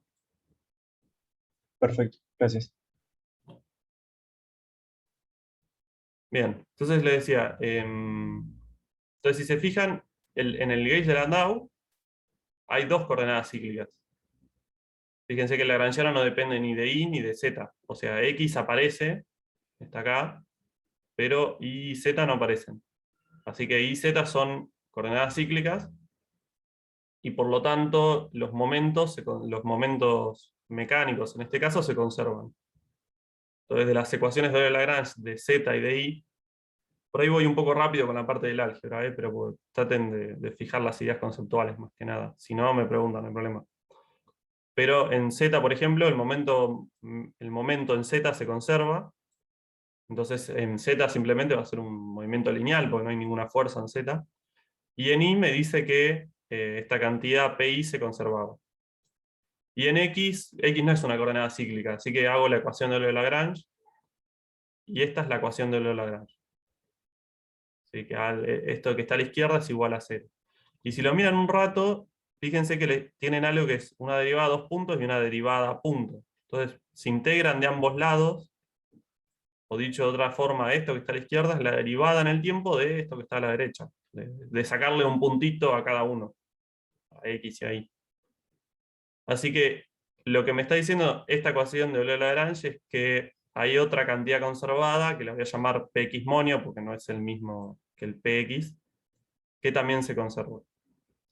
Entonces, una diferencia sutil, fíjense, Pi y Pz salen de las ecuaciones de Euler de Lagrange, pero se leen directamente del lagrangiano, porque son cíclicas. Entonces, ya sé que hay dos cantidades conservadas, porque hay dos coordenadas cíclicas. En cambio, para encontrar la otra cantidad conservada, tuve que agarrar la ecuación de Euler de Lagrange y ingeniármelas un poco yo, darme cuenta que esto era una derivada en el tiempo. Acá fue fácil, pero hay casos que es más difícil. Entonces le dejo para ustedes resolver este problema. No es muy difícil, se agarran, lo más fácil es, por ejemplo, reemplazar la ecuación de Y en la ecuación de X. Entonces, donde dice Y punto, reemplazo la ecuación de Y. Hacen un poco de álgebra, no es lo que más me interesa ahora que veamos. Y llegan a dos ecuaciones diferenciales y la solución es esta. Si quieren, véanlo después, chequéenlo. Pero fíjense que la solución es un helicoide. Es un radio por un coseno, acá aparece una frecuencia, un radio menos un radio por un seno, eso me va a dar un círculo. Y acá hay dos posiciones, X barra e Y barra, que van a ser el origen de ese helicoide. Acá hay una figura, si quieren, no muy hermosa, pero X barra es el origen del helicoide, R es el radio del helicoide, entonces esto va a estar haciendo círculos en X y en Y en Z está subiendo, entonces, como un ciclotrón que va subiendo. Se llama hélice o helicoide. Pero bueno, las soluciones que hallamos escriben un helicoide. Entonces, en el inciso B nos preguntan ¿qué pasa si la velocidad inicial vale 0? Bueno, entonces en ese caso la partícula se va a quedar quieta porque la fuerza magnética depende de la velocidad. Y en este caso es nula. O sea, no hay, la fuerza de Lorentz magnética es 0. Así que pueden chequear de acá que si x en t igual a 0 vale 0, la única forma de que eso sea solución es que valga 0 a todo tiempo. X punto 0 vale 0. Después chequenlo si quieren. Pero se entendió la idea, por lo menos me interesa más esta parte. Sí, bueno. Porque ahora lo voy a complicar un poco.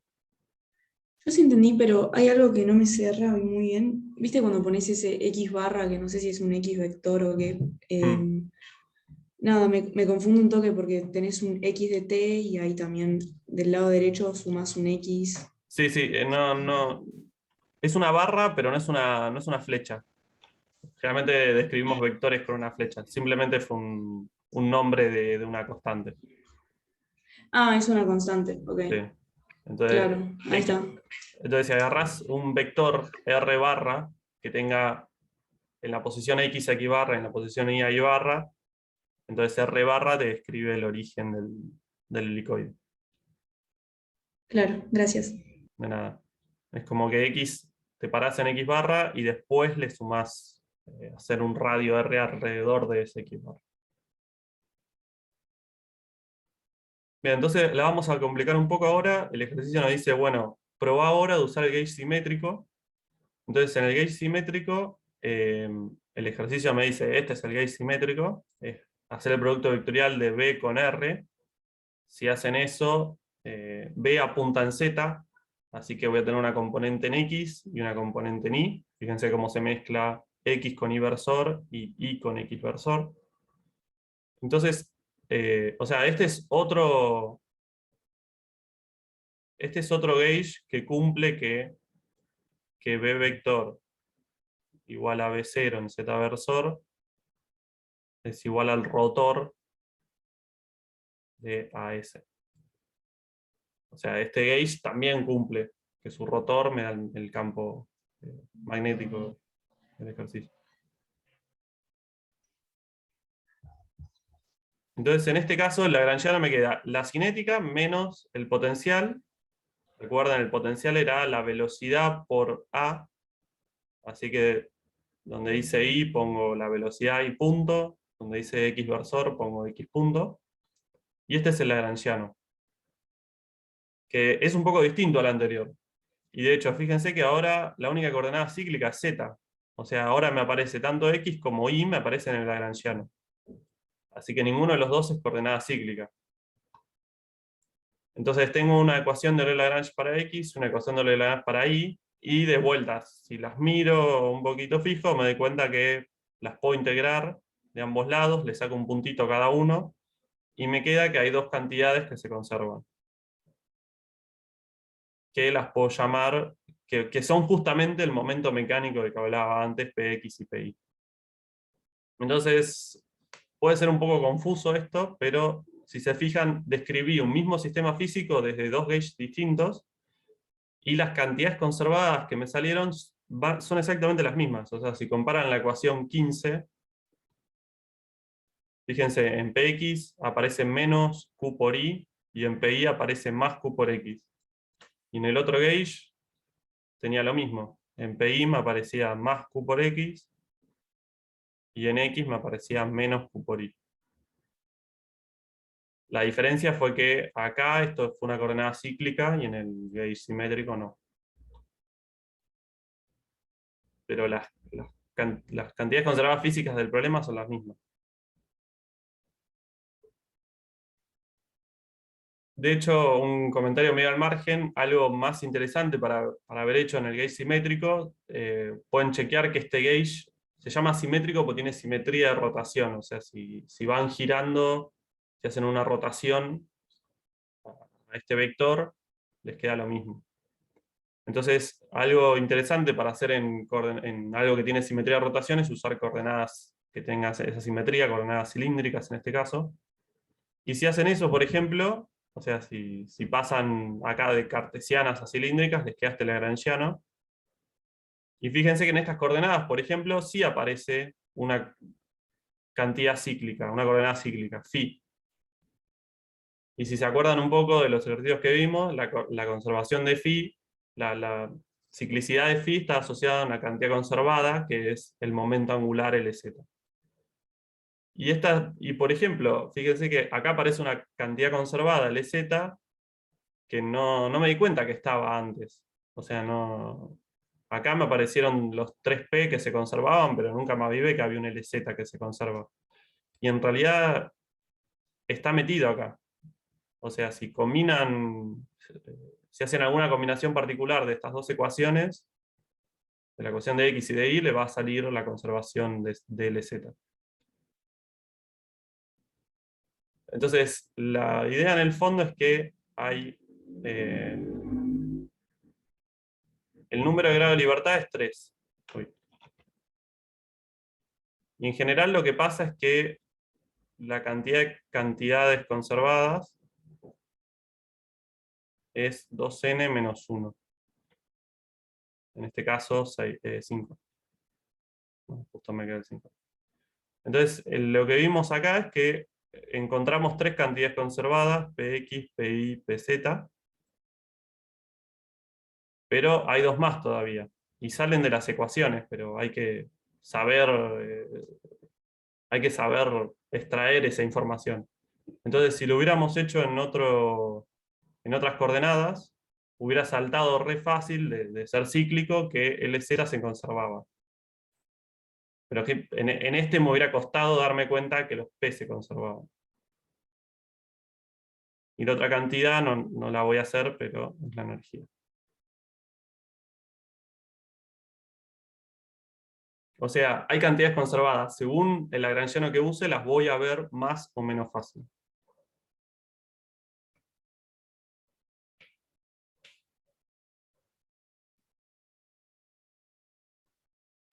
Perdón, profe. Yo la verdad que en el ejercicio anterior, cuando, o sea, llegué hasta ver cuáles son cíclicas y cuáles no, pero después, ¿cómo es que lo usaste bien eso? Como para evitarte cuentas o algo así. Claro, como que acá, por ejemplo, con la coordenada I es cíclica, entonces vos podrías hacer la ecuación de Euler-Lagrange para I. Entonces escribís la derivada en el tiempo de la derivada del lagrangiano respecto de I punto es igual a la derivada del lagrangiano respecto de I. Entonces podrías escribir esta ecuación y te va a quedar algo parecido a lo que está acá abajo. Te va a quedar una ecuación parecida a la de X. Pero el punto es que te vas a complicar de más haciendo eso. O sea, hay una cantidad conservada que si escribís la ecuación de Lagrange, no sé si la vas a ver tan fácil. En cambio, si usás que la coordenada es cíclica, ya sabés que esto se conserva. Porque esto vale 0. Entonces pasás de una ecuación de segundo orden a una cantidad conservada, y las cantidades conservadas son mucho más útiles para resolver el problema. ¿Responde tu pregunta? O sea que en vez de derivar y ir a que I 2 puntos es igual a 0, no, o sea, ya antes de hacer la derivada temporal, digamos, lo que sea, ya sabes que I punto por M o algo así es una constante. Claro, en vez de escribir la ecuación de Euler-Lagrange, que es de segundo orden y no me da mucha información, usé que esto sale a partir de la ecuación de Lagrange, pero ya lo sé, porque es cíclica, usé esta ecuación. La derivada del lagrangiano respecto de I punto es constante. Claro.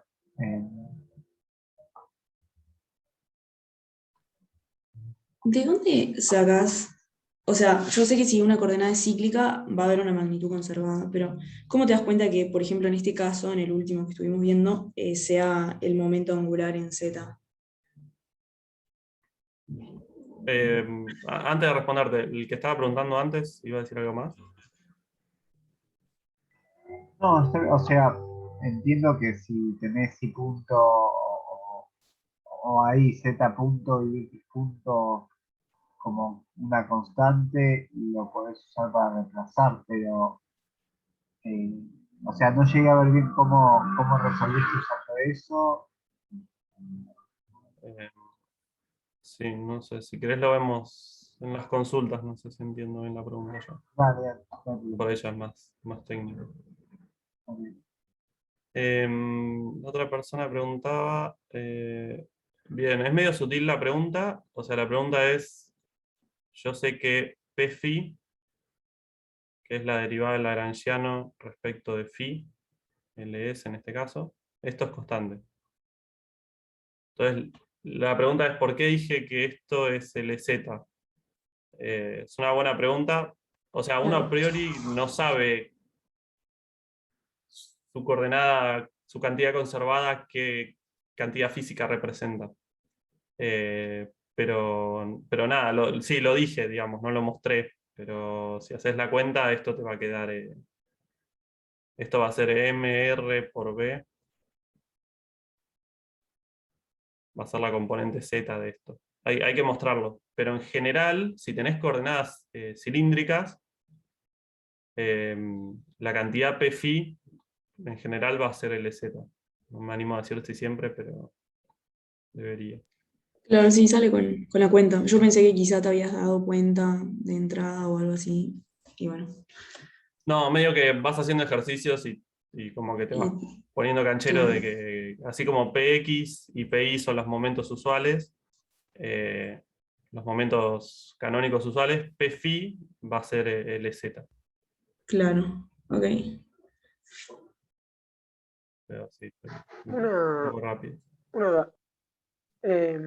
Estos argumentos, o sea, estamos viendo que por este tipo de argumentos saltan las conservaciones de, bueno, de momento, de otras cosas, pero lo de siempre, lo de física 1, por ejemplo, no sé. Acá la fuerza magnética nunca se trabaja. Entonces, ¿valía decir de entrada que la energía se va a conservar y jugar con eso? Bien. ¿O evitamos Respuesta ese tipo de...? Claro, la respuesta sería no, porque ese es un argumento de física 1 usando Newton. Entonces, la idea en mecánica es que veas del formalismo lagrangiano que la energía se conserva. Como que si vos lo argumentás de entrada, no lo vas a ver del lagrangiano. ¿Pero por qué sería usando Newton? Si es simplemente saber que o sea, capaz es más de, no sé, de la expresión de Lorentz de la fuerza magnética, de que siempre va a ser perpendicular a la trayectoria. Bien. Entonces no genera trabajo. O sea, digamos, podrías hacerlo, como que está bien lo que decís. Pero evitamos ir por ese camino. Sí, como que la Como idea la es gracia de dar aprender esta vuelta. otras herramientas. Entonces, la idea sería, a esta altura de la IA 1, la idea es que trates de ver la conservación de la energía de la ecuación de la Lagrange. Creo que no me acuerdo quién lo había hecho. Y lo que vamos a ver en la IA 2 es que hay otra forma de darse cuenta de si la energía o no se conserva. Entonces la idea va a ser que uses esa forma en vez de lo de física 1 y que uses lo de física 1 como para ganar intuición. Como que si vos ves en un ejercicio que la energía se tiene que conservar, haces la cuenta y no te da, deberías decir en el parcial algo hice mal porque de física 1 se debería haber conservado. Ok, está bien. Pero esa es la idea. La idea es Evitamos por ese lado. que lo tengas en tu toolkit de herramientas para usarlo cuando lo necesites, para argumentar. De una. Gracias. De nada. Bueno, entonces les hice acá como un quilombo entre describir el lagrangiano desde dos gauges distintos, entonces se los resumo. En el campo eléctrico y magnético aparecen los potenciales de gauge, phi y A.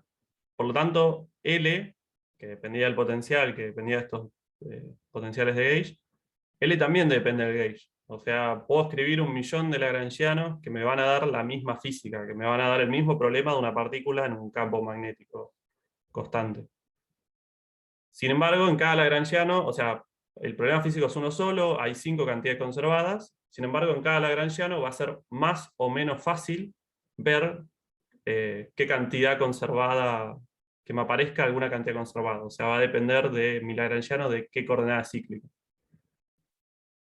Igual, o sea, combinando las ecuaciones de Lagrange, puedo encontrar que esas 5 cantidades se conservan. Solo que va a ser más fácil o más difícil verlas de cada lagrangiano. Pero la solución física en todos los lagrangianos, la solución es un helicoide que sube. Entonces, para cerrar esa idea, en el inciso C, les dice calcule la función phi que da el cambio de medida, el cambio de gauge, A' igual A más gradiente de phi. Bueno, no voy a hacer justamente eso, se lo dejo a ustedes. Pero la idea es que los potenciales de gauge y de Landau se relacionan por una transformación de gauge. O sea, hay algún phi tal que cuando hago el gradiente, si se lo sumo al gauge de Landau, me lleva al gauge simétrico. Entonces, hállenlo ustedes, y lo que les quiero contar es que prueben que los lagrangianos se relacionan de esta manera. O sea, hallan ese phi, y después traten de encontrar o demostrar que si agarran una función que sea Q por esa phi, entonces el lagrangiano simétrico es el lagrangiano de Landau más una derivada en el tiempo de f. Pregunta, ¿vieron en la teórica un poco esto de dos lagrangianos? No sé si lo vieron hoy, me parece. No, no lo vimos. Ay, realmente lo daba para esta altura, Minotti. Pero bueno, van a ver la clase que viene. Me cagó. Pero van a ver la clase que viene que si dos lagrangianos se relacionan por una derivada total, que sea dependiente de las posiciones y el tiempo, entonces las ecuaciones de Euler-Lagrange son las mismas. O sea, ya vimos esto, vimos que si un lagrangiano era igual a otro más una constante, esa constante no hace nada, porque cuando voy derivando me da lo mismo. Bueno, es más general todavía. No solo puedo agregar una constante, puedo agregar una derivada total en el tiempo.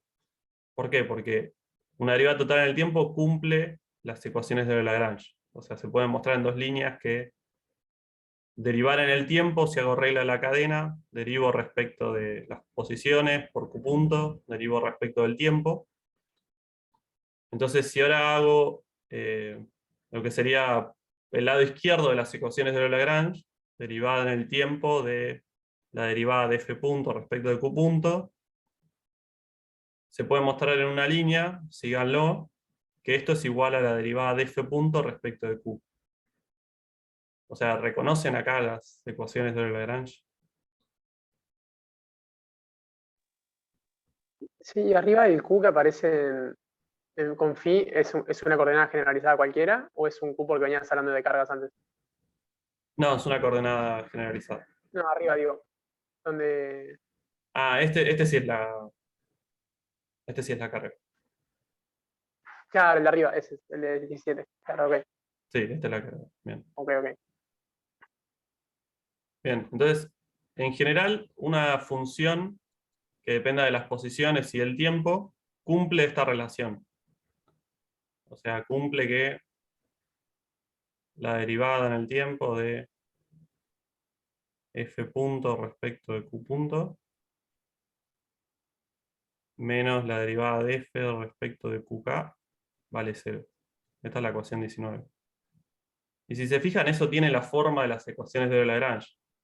Entonces, cuando yo tenga una ecuación de Lagrange para L', como L' es L más f punto, entonces esto se va a anular y las ecuaciones de Lagrange en L' son iguales a las ecuaciones de Lagrange en L. O sea, para cerrar, la física del problema es la misma.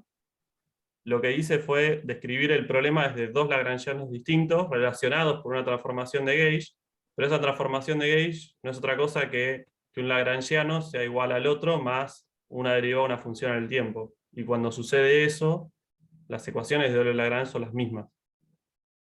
Por lo tanto, la física del problema mediante los dos lagrangianos es la misma.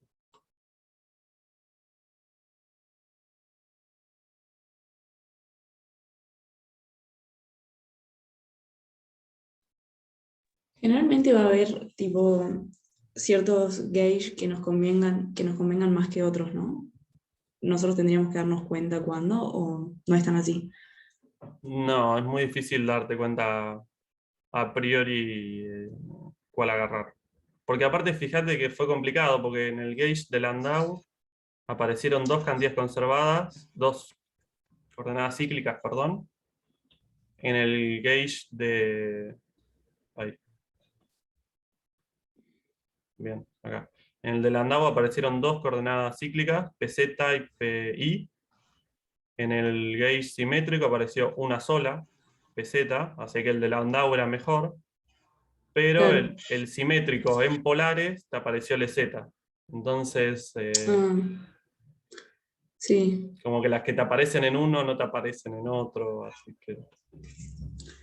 Claro, en este caso este simétrico, usándolo en polares, era igual de conveniente, si se quiere, que el de Landau, porque te aparecían las dos coordenadas cíclicas. Bueno, te aparecen dos, pero no son las mismas, porque acá te apareció LZ y en el Claro. otro te apareció PI, entonces, ¿qué es mejor? No sé, pero ponele, si era mejor hacer el simétrico en polares que hacer el simétrico en cartesianas. En cartesiano, claro. Así, Buenísimo. por ejemplo. Pero la respuesta sería, a priori no sé qué gauge sería mejor. Tal vez sí pueda saber qué coordenadas son mejores, pero a priori, una pregunta que suelen hacer ustedes es, ¿cómo me doy cuenta cuántas cantidades conservadas hay? ¿Cuáles son? Y la respuesta es, a priori no sabes. O sea, ¿cómo tengo que combinar estas ecuaciones para darme cuenta que hay una cantidad conservada, que es LZ y la energía? No. A priori no hay forma. Claro, ok. Bien, ¿alguna otra pregunta?